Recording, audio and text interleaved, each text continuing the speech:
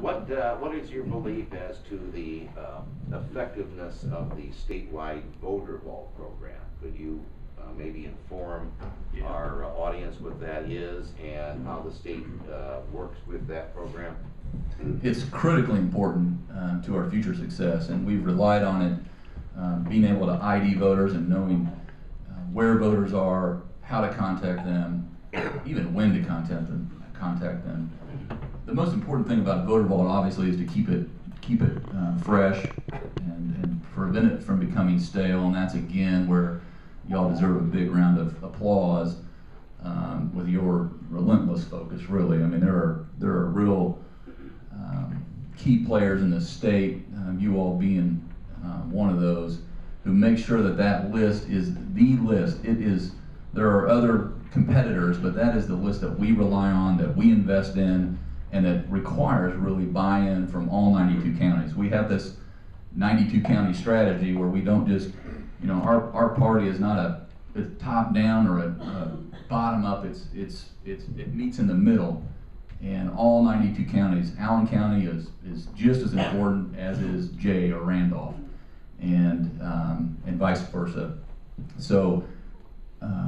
It's just critically important, Steve, that everyone pitch in, that we make sure that list is most current, especially going into not only the mayoral races come November.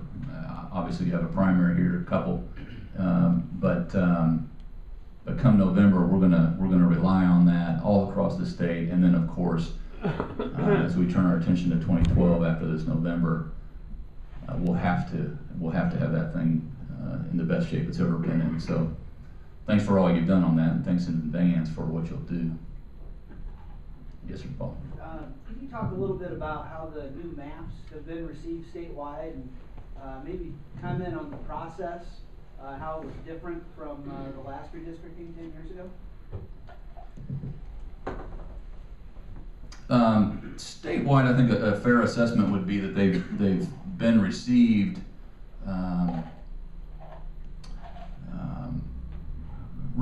really well. You can just look at the before and after versions of the maps and know which one is gerrymandered and which one actually took into account commuter travel, media markets, communities of interest. It's just an obvious case study of A versus B. And most people, independent-minded folks, would say that you can tell which one is 10 years old and which one is current.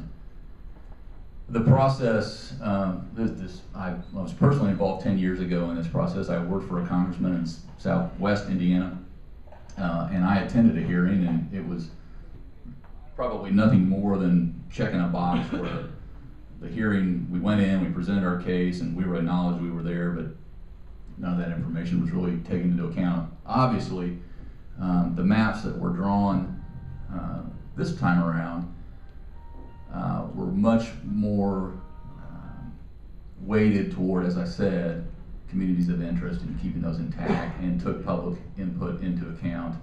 9 hearings, I believe there were, all over the state. Even though Democrats, again, left the state, tried to stifle Hoosier voices, we continue to conduct business and said the show will go on, and we're going to get our work done, and this is something that is our constitutional duty, and we take it seriously. We're going to do it. So we were able to at least continue to keep working, and I think that it produced a product that will stand the test of time. And by and large, and I'm sure there may be tweaks, that pop up, but the input was taken into account, and we have an obvious improvement for Hoosiers. Yes, sir. Yeah, one of the things you mentioned was broadening the base among younger people, and a critical factor of that would be providing educational opportunities for people in low-income families to select an educational opportunity that differs from the hard-left indoctrination of the general public school. House Bill 1003 is passed now, and now it's on to the Senate, in large part because of the great leadership of Mitch Daniels on that. What is it looking like in the Senate, and does it look like it will come through the Senate process essentially unmolested? I'm optimistic about, I won't be overconfident, but I'm optimistic a lot can happen in 2 weeks in the State House. I'm optimistic about the whole package, including the one you cite. We have a lot of support. We have a lot of acknowledgement that, look, we have terrific public schools. There's no question about that. Everyone can cite the teacher. If you attended a public school, you can cite the teacher that kind of changed your life. I certainly can. My mother's a retired public school teacher.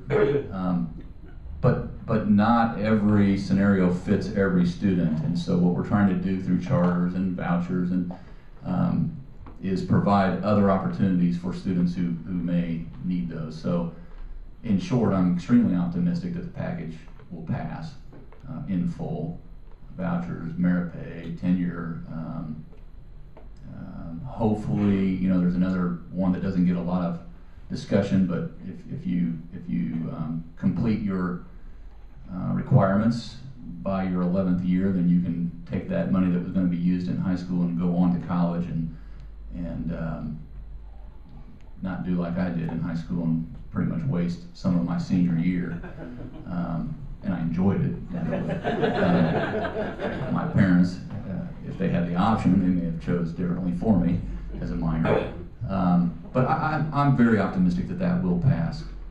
Do you have a specific concern or?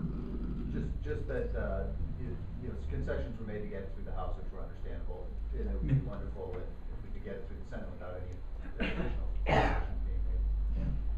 Yeah. I think we're on the right track. But again, 2 weeks is a lot of time, and there's always the threat of trying to shut us down again. So we're going to have to stay very involved and run through the tape, not relax and say, okay, everything's on track. It's going to take everyone being vigilant about our duty. Yes, sir. This is the first time that I can think of where, on a state level, we've had a large discussion on public collective bargaining, and the issue is taking on enough, has obviously been a lightning rod, both positive and negative, and to the point where we as local candidates are being asked by our newspaper editorial boards what we're going to do to change public collective bargaining locally. Where is the state leading us as far as the party goes in that broad issue, and where do you see it in the next couple months and where do you see it in the next couple years? I think that when you're talking about government service and government services, you have to start with how do you provide the best services. Certainly, the state of Indiana could not have made all the changes we needed to make to catch up and start to lead had we been strapped with negotiating in the manner that we had in the past. So simply striking down via executive order for the governor was easier than, say, Scott Walker and the governor of Wisconsin is dealing with. But the principle's the same, and I think you have to be able to say the other end of the argument is not just to do away with collective bargaining. Is how are you going to improve the system? Are you going to be able to? And quite frankly, if we had not done all those controversial things, if they had not worked out, that would have been ample ammunition for the opposition to say, look, this is why we need it. But here in Indiana, because the B&B branches got better, because we hired 800 plus more caseworkers in the Department of Child Services, because we hired 250 more state troopers and our highway fatalities are down at a record low. It wasn't just getting rid of people, like some would suggest. It was improving service. So how do you do that? And if that's an obstacle, you have to be able to articulate. If we don't have to operate in this scenario, then here's what we can do. And that's what the governor always tried to lead by example. Unfortunately, it's by and large, we've made some mistakes to be sure, but by and large, it's worked out. And if you do make a mistake, then you have to man up and say, we're not going to do that again. So we're going to learn from that, and here's what we're going to do now. But I don't think that you can simply